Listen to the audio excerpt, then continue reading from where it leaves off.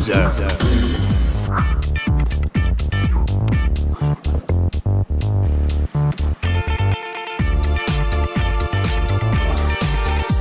Loser.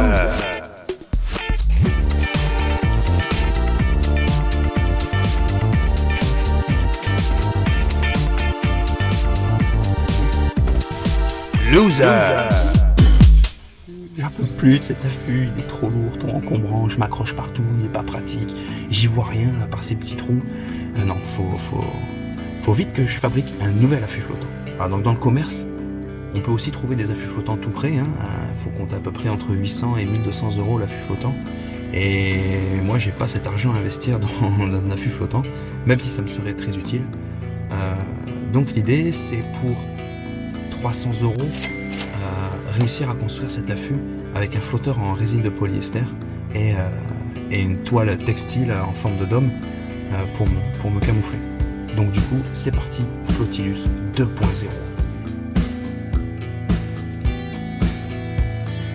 Pour les dimensions, je suis parti sur les bases de mon ancien flotteur, mais comme il était un peu trop large et un peu trop long, je les ai réduites. C'est-à-dire qu'il fait 110 cm de long par 80 cm de large et 15 cm d'épaisseur. Enfin, les flotteurs arrière font 15 cm de large, ce qui me laisse un espace de 50 cm.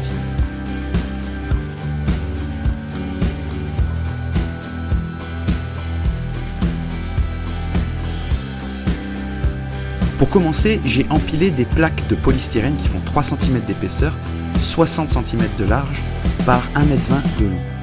J'ai obtenu un bloc de 1,20 m par 1,20 m sur lequel j'ai tracé les contours de mon affût flottant. Ensuite, j'ai découpé à l'aide d'une scie à métaux, bloc par bloc. Et d'ailleurs, si c'était à refaire, je ferais évidemment différemment.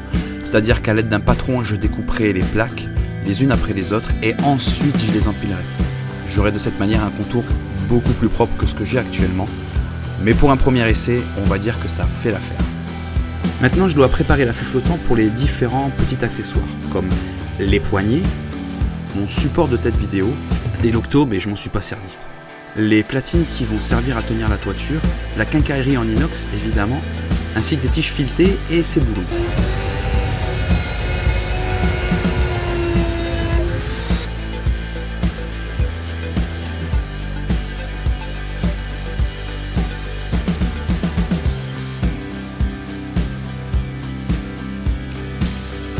Avant de résiner l'affût flottant, il est nécessaire d'incorporer tout ce qui va me servir à fixer ma rotule vidéo, ou encore même les fixations des poignées ou de la tente d'homme. Je creuse l'affût polystyrène et j'y incorpore mes éléments. Et ensuite, je recouvre le tout d'une fine couche de polystyrène. Et vous allez me dire, mais pourquoi il recouvre le tout de polystyrène? Parce que j'ai acheté de la résine avec de l'accroche pour polystyrène. Et ça, c'est la prochaine étape. Pour cela, vous allez avoir besoin d'une résine avec accroche polystyrène, d'un catalyseur pour durcir la résine, du mat de verre 300 g au mètre carré, d'une belle résine gel coat vert 6005, ainsi que tous les accessoires pour votre sécurité et pour appliquer cette résine, notamment des pinceaux, des pattes de lapin, un débuleur très important, des gants, j'ai fini par acheter des gants en latex, ainsi que tous les pots doseurs et pipettes pour faire les mélanges. Bon, on va commencer à faire le mélange. L'idée, ah bah oui mais je suis obligé de verser là-dessus parce que l'idée c'est de faire, pour commencer, vu que c'est la première fois et que je m'en suis jamais servi et que ça me fait un peu stresser, je vais commencer avec une petite dose avec 250 g et pour ça je vais mettre donc 2%, c'est-à-dire 5 ml. Donc déjà ça c'est la résine, ça pue grave. Hop, hop, hop. Par mesure de sécurité, on referme. Ça évitera des accidents. Donc, pour 250 g de résine, je vais mettre 5 ml. Donc, 5, 2,5.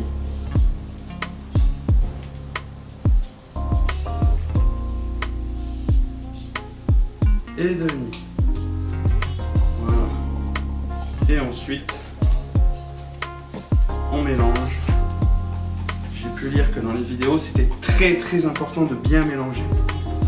Alors on mélange assez longtemps.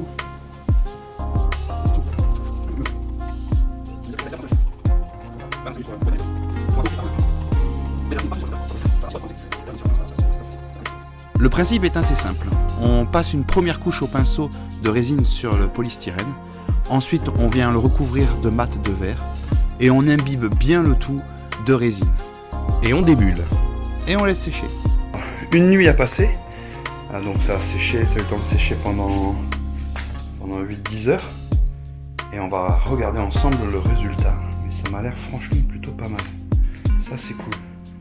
Alors maintenant on se retrouve avec une coque vraiment bien dure. Mais là, aujourd'hui, tout de suite, on fait le dessus. Allez, c'est reparti pour une après-midi à réimbiber le polystyrène de résine, de recouvrir le tout de mat de verre et de réimbiber le tout de résine. Il faut vraiment pas hésiter à en mettre et surtout à renforcer les angles. Sans oublier le débulage. Ensuite, un bon ponçage s'impose puisqu'il y a plein de petites échardes, c'est vraiment très désagréable. Et enfin, pour avoir une finition bien douce, bien lisse, avec une bonne étanchéité, on applique la résine gel coat avec une couleur vert 6005. D'ailleurs, je remercie Félix pour son aide parce que franchement, c'était long.